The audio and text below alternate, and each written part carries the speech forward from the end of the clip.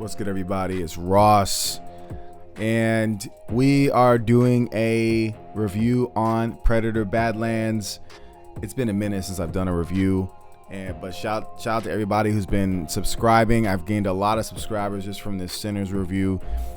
I believe that the Sinners review is one of those pieces of art that will be appreciated later in life. The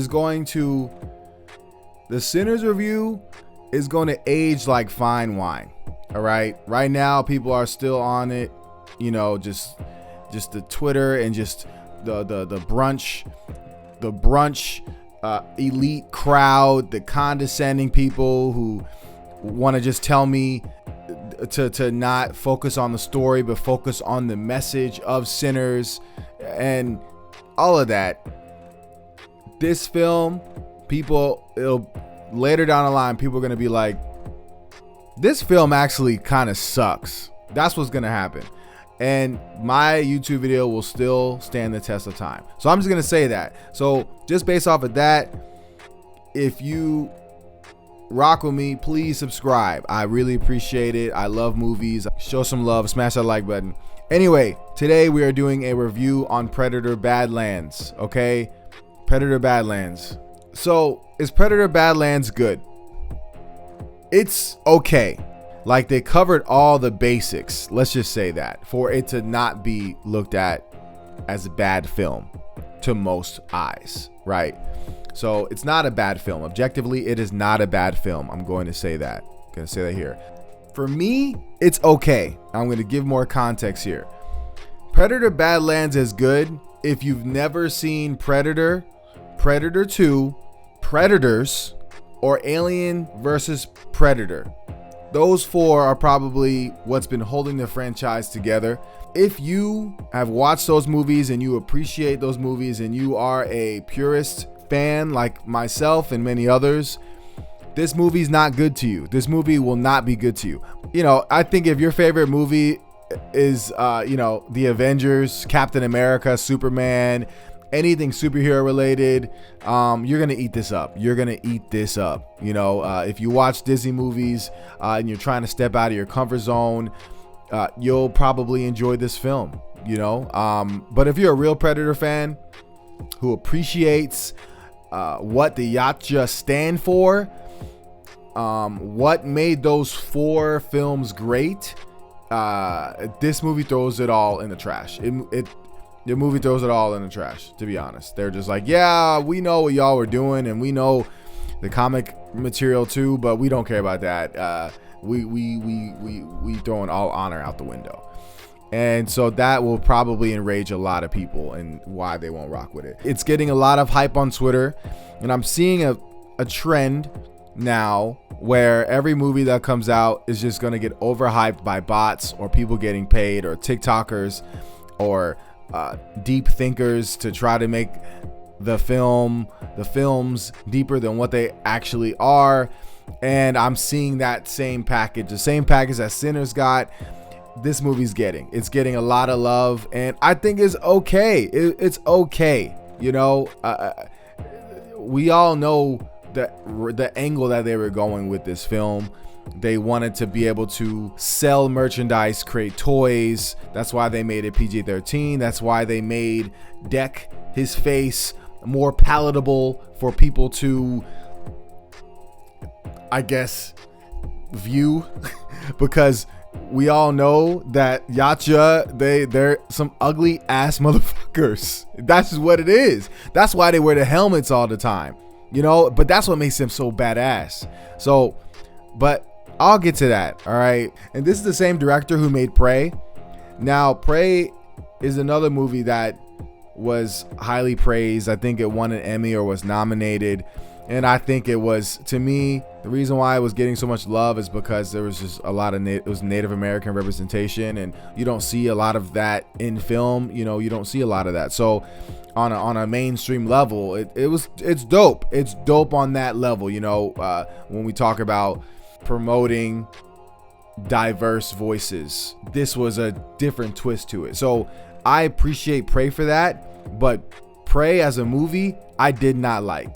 I did not like honestly much about anything. The writing, the acting was weak, but again, the Predator Alien franchise, we're so used to taking L's that anything halfway decent, we just eat it all up. So, but the thing is, the Prey, that movie brought in a lot of newer fans that don't respect the source material of Predator, okay?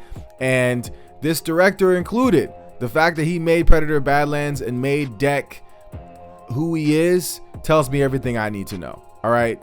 So, just a quick rundown of the plot. The main character, he's a Yacha. His name is Deck. He's supposed to be a runt. He's shorter. He's different looking than the other Yachas.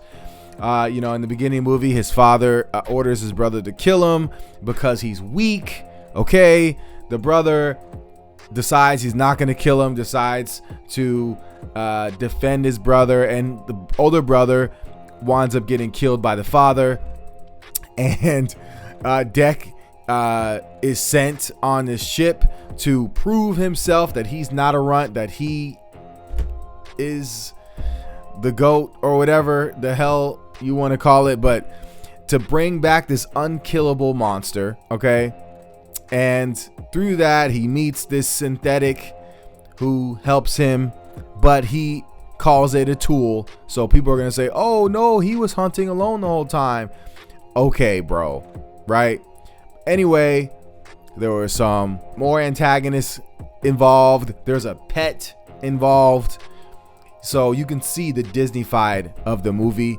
And then the movie ends with him, spoiler alert, skip or don't, I don't care. But he winds up coming back, deciding, you know what, screw the whole trophy thing. I'm gonna bring back the head of this synthetic robot that nobody asked for, and then I'm just gonna kill my dad for killing my brother. And he's decided to start his own clan with the synthetic and the pet, and that's how the movie ended. All right, that was the plot. Yeah, there's so many things about this film, honestly. I'll give credit where it's due. The craftsmanship is solid. The film is shot nicely. The action sequences are amazing, to be honest. The score is good. Visually it works. The planet looks cool. The environments are interesting. There's just certain things in the film that was just annoying me. There's just so many things now I'm thinking about it with this guy Deck, man. The first 15 minutes of the movie, our main predator Deck was about to get clapped by a freaking bird. Okay, some kind of dinosaur bird. That was the most danger he was in the entire film, for real. Like it was about to be over for him, and he was about to die until the synthetic robot came and saved him. So to me, I'm like, man, this guy is a runt, dude. Like, come on, bro. Like the first fight, you got a synthetic come and take out the bird. Like they couldn't have added something last minute for him to do to get the bird. I mean, anyway, so yeah. Also, this unkillable monster, I really wish they didn't spam the monster so much in the promotion. We all knew what the monster was gonna look like. It would have, because you can tell the movie had anticipation of, where's this monster? I gotta find this monster. We're not sure what he looks like. I'm like, whoa, this monster gotta be pretty badass. And then when he shows up, it's the same monster we saw in trailers. I mean, it just kind of, I don't know.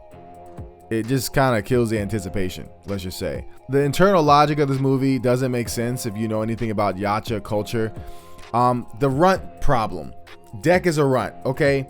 He's short, he looks different. Apparently he has to prove himself. All right, that's fine. But here's my question. Why did they let him live for 15 plus years? I know he's a young Yacha, but he ain't that young. Meaning, why? I'm sure they knew from birth that he was a runt. Why wait until he grows up to decide to kill him? Why not kill him then?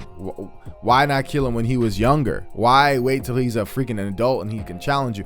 It just doesn't make any sense, writing wise. Yacha culture, they kill the weak. That's this is part of this is so ingrained in their in their lineage. The mission, it's just not that strong. Deck gets sent to the planet to bring back an unkillable monster, okay, as a trophy to honor his family.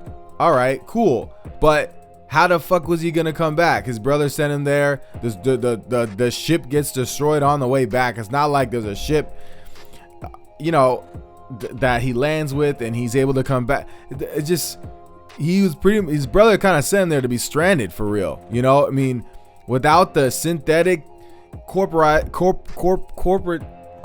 god damn it, corporations that existed, he would have not been able to get off that planet straight up. So it doesn't make sense. How was he supposed to make it back, right?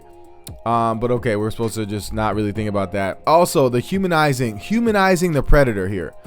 So they're trying to humanize Deck way too much. The robot becomes his therapist, pretty much. He's a freaking Predator therapist. Like, come on, bro. Come on. Please, just spare me just one film. Just spare me the nonsense. And so people want to say, oh, it's not woke. It's kind of woke. Like, okay, you got a woman, and she is pushing this sensitivity thing, and he's saying sensitivity is weak. No, it's not weak. To me, it's like opposite of what Predator was built on. The Predator film that blew up and became the success it was because of the macho man masculinity. And I'm just not feeling it. That she's saying, oh, sensitivity is, I'm like, come on. No, man, no. The Predator is a badass. And no, screw all that sensitivity shit. That's how I feel as a man watching this film. That's what I want to see out of this film. When you watch Arnold Schwarzenegger and the dude who played Apollo grab the hand, when they shook hands, man, bro, they just don't make these films the same anymore, man. They just don't want men to be masculine. That's how I feel. So when I see people say, oh, it's not woke, to me it's woke. It's almost like frowned upon to be masculine. You know, like if somebody watched the 1980s movie, people will probably think that's called toxic masculinity or some shit. And I'm just like, nah, I'm not with that. That's lame. That's lame to me. So also the film, they explain everything instead of showing it. You know, Thea's relationship with Thea's relationship with Tessa, she explains it, you know, and instead of displaying it through the story. Like, I hate that. I think that's just lazy writing or lazy directing, whatever, however you want to call it. Sinners did the same thing. They just explained a lot of shit. But again, I get it. They're gearing for young kids, right? So they want kids to watch it and get into this film. All right. My issue with Deck, man, this is going to be my issue for every Yacha, right? That's going to be demanding the screen for almost 2 hours without a mask. He is ugly. Y'all changed up his face to make him more palatable for us watchers, and I don't like looking at his face, man. He's ugly. They're supposed to be ugly. And bro, that's why they wear the mask. The mask creates the mystery of them, man. Like, that's what makes them freaking dope, is the mask with the dreads coming out. But when they take the face off, man, that shit is ugly. I'm not trying to see that. So I just think the reason why the Predator is so respected and dope is the mysteriousness of him, with the cloak and the mask and everything. You know, the mask carries a lot of weight with that mystique. So, you know, I'm not a Predator expert, right? But I'm not sure if he had to earn the mask first or something. But I think in the past Predator films, there were young Predators who had the mask. Okay. I think this film should have been more like the Mandalorian type thing. You know, he had the mask on the whole time, and then every now and then he had to take it off. Take it off whenever he needed to drink or whatever, or in battle, something like that. But have him wear the mask the majority of the film. That's how I feel. Okay, so the Antagonist, I got to get to this because this was my beef with Sinners. I don't know. Everyone's just copy and pasting. I don't know what's happening here, but Ella Fanning playing the protagonist and the antagonist is so lame to me. I just did not like that, and it made me think about Sinners. It's not, they're both protagonists, but Michael B. Jordan playing the twin, or being a twin. I'm sorry. I just don't think it translates that well in certain films. I just don't know. I just don't know why they do that. Like, I don't know why they're starting to do that. I mean, there could have been, Tessa should have been a different actor. That it could have been a female, could have been a male. Cool, fine, let's keep it a female, right? She said sisters. That was her thing. We're not sisters. Okay, cool. Make her female. Have her be something else. Have her be a different person. I was like, dude, come on, man. To me, it was like they just wanted to get Ella Fanning more or more screen time and more lines. That's how I see it. I'm just done. I was over that. I was like, this is so cheap, man. Let's see, the pet monkey thing, or the pet, I don't know, it's not a monkey, whatever, the Kashyyyk or Kashyyyk, I don't know what the name is, but the little monkey character, which is the baby version of the unkillable monster, got it. You know, we all knew what was gonna happen. There's really not much escaping that Disney-fied movie, so it is what it is. I think you know, Deck's arc is predictable. He's like, I'm different. My family doesn't accept me. I'll prove myself. Actually, no, I'm going to reject them and do my own thing. To me, you proved that family's point that you weren't shit. You know, to me, that's what a runt would do. Like, you're a runt. I don't know. I just didn't care for his character. I'm just going to keep it real. I'm trying to think what else. Look, I'll say this. I don't want to make this too long. On its own, if you view it as a separate entity with none of the experience I've had with Predator movies, it's an okay film. You know, it has good action, actually really great action. Good score, nicely shot. It's a fun film. But for people like me who actually care about the Predator, no, we're not rocking with this. And I just think this does a disservice to the legacy of Predator. But these damn investors, board members are trying to Star Wars this shit. They're trying to make this an actual franchise by Disney-fying everything. You know, you promoted it as a serious Predator film, and then it becomes a therapy session with robots and cute pet monkeys. And I'm just not with that, bro. They could have set, I just feel like they could have set the franchise up without doing all that. You know, you could have made something serious and compelling. But they went lazy to me. And, you know, they had the tongue-in-cheek humor, the Marvel humor that didn't really land. They weren't really that many funny parts of it, for real. So if you've never seen a Predator film before and you just want a fun space adventure, you'll probably like it. And that's fine. You know, just don't call it a great Predator film. Don't put it up there with Predator, Predators 2, Predators, AVP. No. This is its own thing. This is like the Weenie Hut General of Predator.